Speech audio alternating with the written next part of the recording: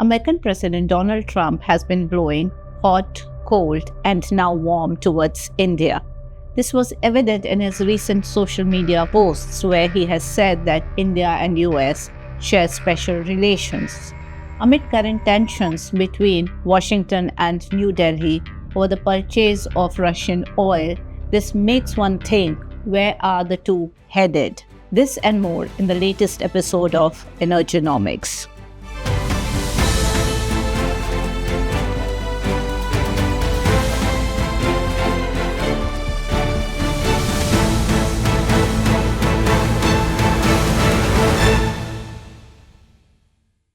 I'll always be friends with Modi. He's a great prime minister. He's great, but I just don't like what he's doing at this particular moment. But India and the United States have a special relationship. There's nothing to worry about. We just have moments on occasion, a social media post by President Trump had said. The recent developments make us wonder, was the ties with the US always this unpredictable? Why target India alone when we are friends? Surely the US is aware of India's energy requirements. To understand how the diplomacy plays and how the Indian diplomats deal with the US, in this episode of Energonomics, I have two such individuals who have served as Indian ambassadors to the US, Ms. Meera Shankar and Mr. Arun Kumar Singh. I asked Arun Kumar Singh, is India better positioned today in dealing with the US? And this is what he had to say. So I think for the last couple of days, the tone and tenor of the discussions between the two countries has moved in a little more positive direction. Of course, overall, as you indicated, we are certainly facing a difficult moment in the relationship. There's tensions related to trade. But if you saw on Friday, President Trump posted on social media and commented, basically saying that he valued the India relationship. He was confident that the two countries would come out of this situation. And there are, when they have moments on occasion. And the Prime Minister had responded to that. And then again, he put on the social media on Monday that the trade negotiations are continuing. And he was confident that they will reach a successful conclusion. So clearly, I think both sides are making a very determined effort to bring in the positive elements in the relationship. And as I see it, I think some of the steps that the US has taken, certainly from the Indian point of view, is not justified. If you look at the tariffs US has placed, citing trade grounds, 25%.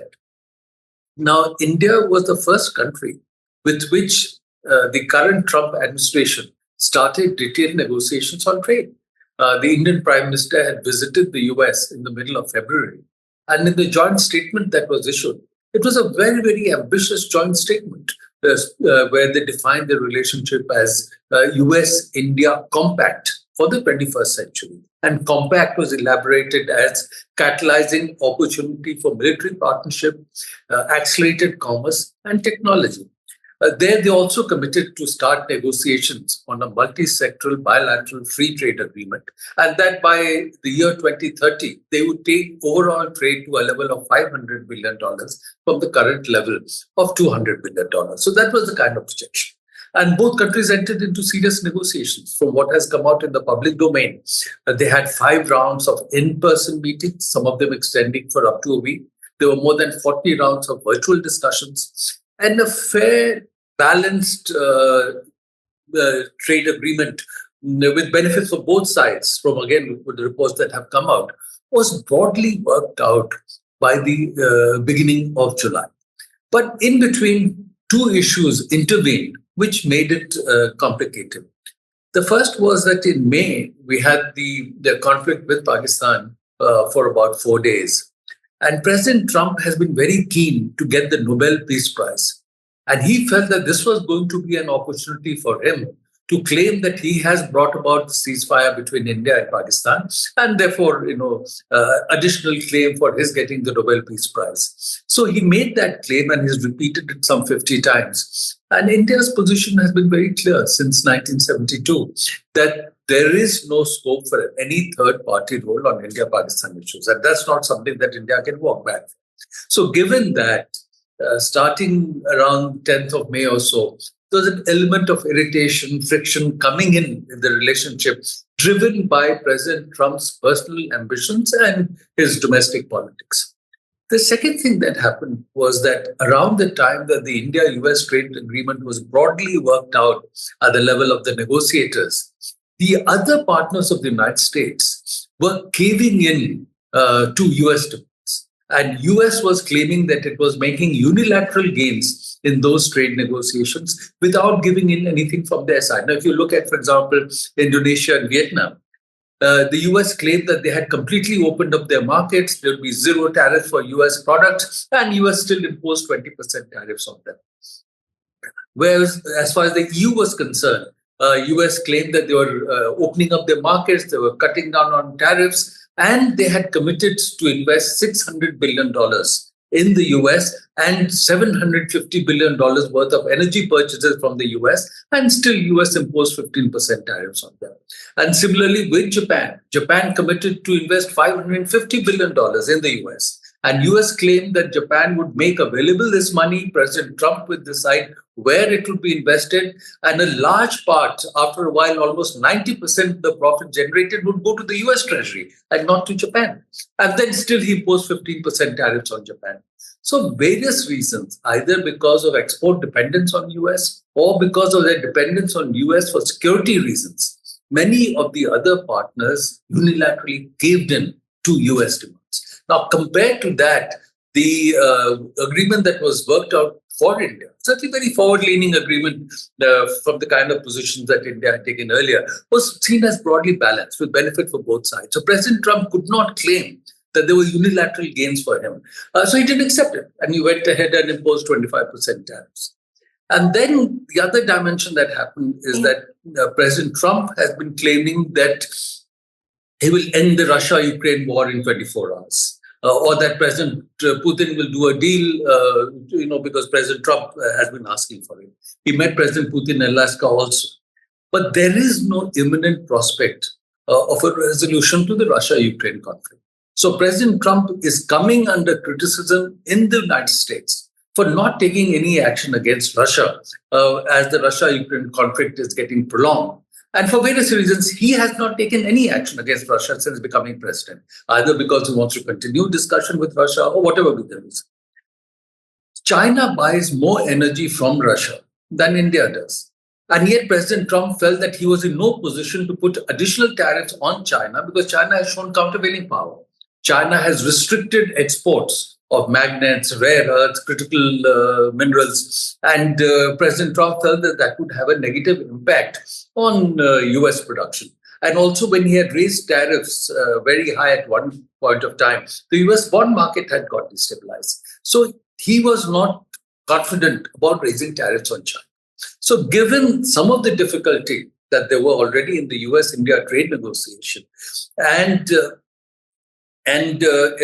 his inability to take specific measures against Russia, he decided that perhaps he could put additional measures against India and claim that he was taking action against Russia. So he added another 25% tariffs. If you would have seen recently during the visit of the Polish president to the United States, a journalist asked President Trump that how is it that you're not putting any sanctions on Russia and the Russia-Ukraine conflict is continuing? And he said, how can you say that? I put sanctions on India for purchasing energy from Russia.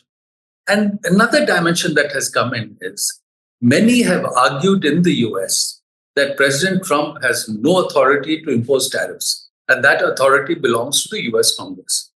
Several courts have ruled that President Trump does not have that authority. And so now the matter is before the US Supreme Court.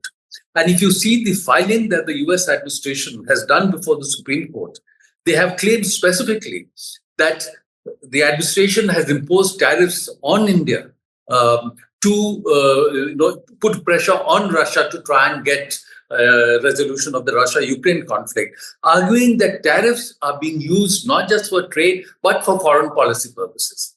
And in the US system, the president certainly has a mandate on foreign policy issues. So given all that, I think it's largely driven by the domestic politics of President Trump that we are faced with this situation. But I would say that US is much more than Trump. And there are a lot of stakeholders in the US system who do not agree with the action that President has taken. The House Foreign Affairs Committee Democrats have come out with a statement criticizing the president. Several former officials, members of Congress, writers in the think tank community, they've all come out now with statements criticizing the action that US administration has taken. So I think there is a recognition in the US that they have perhaps pushed India too much. India we cannot compromise on the kind of issues they have raised, and if they don't change their approach, it will. It's not just having an impact on India. They will be negatively impacting the U.S.-India relationship. In effect, they will be sanctioning not India but the U.S.-India relationship, and that will have negative consequences also for the US. So I think there's a recognition of that.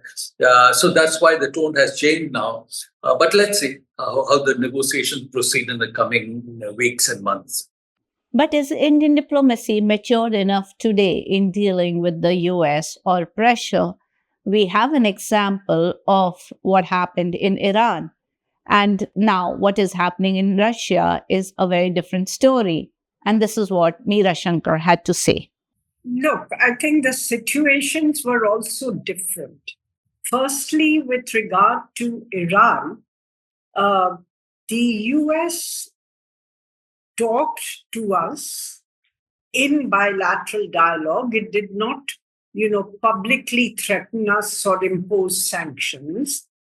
And we also were able to negotiate a carve-out for continuing our construction activities on the Chabahar port in Iran, which was seen as strategically important for India.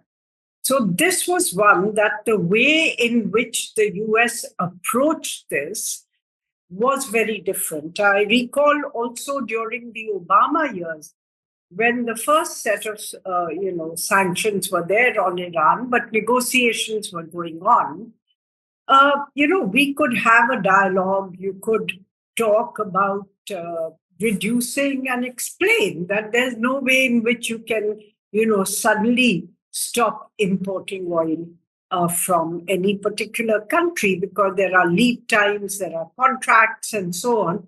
And their response was reasonable. And this covers all exports to India, except a certain number of items which have been kept outside tariffs, like electronics, pharmaceuticals, refined petroleum products, if you will. And so it's a very different US approach. And I think that also has an impact on the way India responds. Secondly, the sanctions that the US was then talking about, the secondary sanctions, basically would have been imposed on the entities involved. And they involved an asset freeze of any assets belonging to those entities in the US, a travel ban of persons working for those entities to the US, and a suspension or a blockage of that entity using the US financial system in any way. So if you see the sanctions, because China stepped in and did huge deals with Iran, and the sanctions which were imposed were on individual Chinese companies, and they were the ones that I am talking about. For the first time, you're seeing 25% tariffs on across-the-board imports from a country on account of purchase of Russian oil. I think the third difference is that those sanctions, secondary sanctions, which the US was applying, applied across the board to all countries or entities which were engaged with Iran. But in this case, only India has been singled out. And that appears to us extremely unreasonable and unfair, because We are not the largest buyer of Russian energy, that is China. Last year, I think they bought $10 billion worth of energy more than India did. Europe is the second largest, and it also imports the largest importer of gas, Russian gas. And it imported a total of $67.5 billion almost in goods from Russia in 2024, and perhaps another $17 billion in services from Russia. So much more than India imported from Russia, including India's energy imports. Then, if you look at the backdrop, the previous US administration had publicly supported India's purchase of Russian oil to stabilize oil prices in the wake of the Ukraine conflict. At that time, oil prices had risen to $127 a barrel, and there was worry that it might actually escalate further. And if you've seen Janet Yellen's statements that India helped to stabilize the price of oil, statements from Jeffrey Pyatt, the Assistant Secretary for Energy at that time in the US, statements from former US Ambassador Eric Garcetti, all acknowledge the role that India played in stabilizing global oil prices at that time through its imports of Russian oil and the fact that the US had virtually green-lighted this. So I would say that on a number of counts, the Iranian situation and the way the US dealt with it was very different to the way the US has singled India out on the question of Russian oil imports. Illogical, not impactful, and likely to have the reverse impact that the US possibly is seeking. Given the unpredictable signals being sent by the American president, where are we headed when talking trade? Is what I asked Singh, and this is what he had to say. First, in the US relationship, we have never used the word ally. We've always spoken of partnerships, and India does not believe in alliances, and certainly not, of course, in military alliances. Second, I think from my own experience, I have found that Indian policymakers always recognize that any country takes decisions based on its own interest or the political interests of its leaders, not so as to help another country.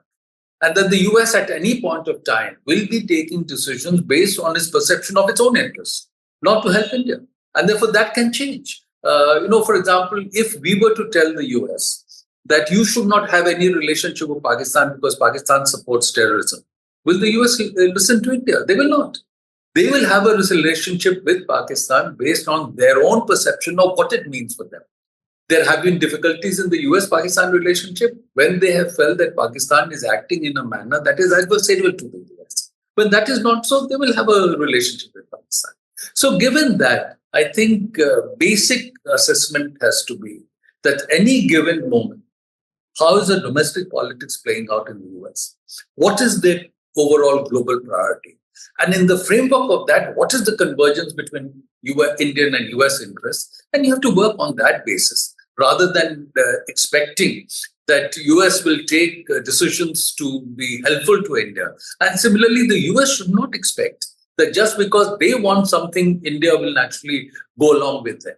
They should make allowance for India to take decisions based on assessment of its own interests. And that is a far stronger basis for any relationship to progress in a positive direction. When dealing with nations like the US, is there a particular tactic which is adopted by the diplomats? I asked Shankar, and this is what she said. Well, I think with the US, you have to be pretty hard-headed. You either have to be in a position to give them something that they want or to deny them something that they want. And then you bargain, on the basis of that. And the I's have to be dotted, the T's have to be crossed. Having explained the difficulties in agriculture, there are products agricultural products which India could buy more of. For instance, dried fruits. We do get dried fruits from California, almonds and walnuts and cranberries and so on. Those are products which we could get. And similarly, I think edible oils could be one, because we import quite a bit of palmoline from Malaysia or Southeast Asia. But the question is, is it cost competitive? Is, something like, I'm told that this year in 25, India's energy imports from the US have increased almost by 50% before the US put these reciprocal tariffs and special tariffs on Russian oil imports. Now India will have a rethink, if this is the way we are treated as a trading partner, then we have to reduce our dependence on the US market, diversify to reduce our vulnerability.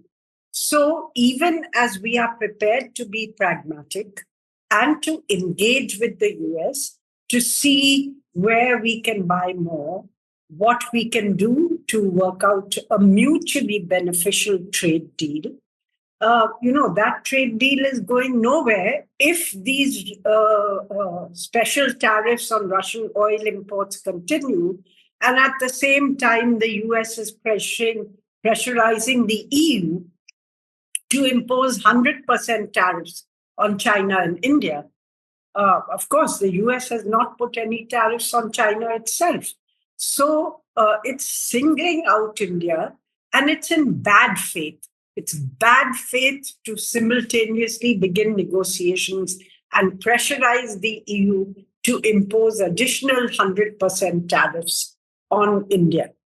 I think we have to wait and see. There's an opening because President Trump has softened his tone. He has said that the US is ready to resume negotiations and that we'll have a good trade deal in a short while, he's sure. But then at the same time, he has requested the EU to pressurize India by raising 100% tariffs on India and China for Russian oil imports. So there are very contradictory messages emerging out of Washington. And perhaps Washington is also not clear on what its objectives are.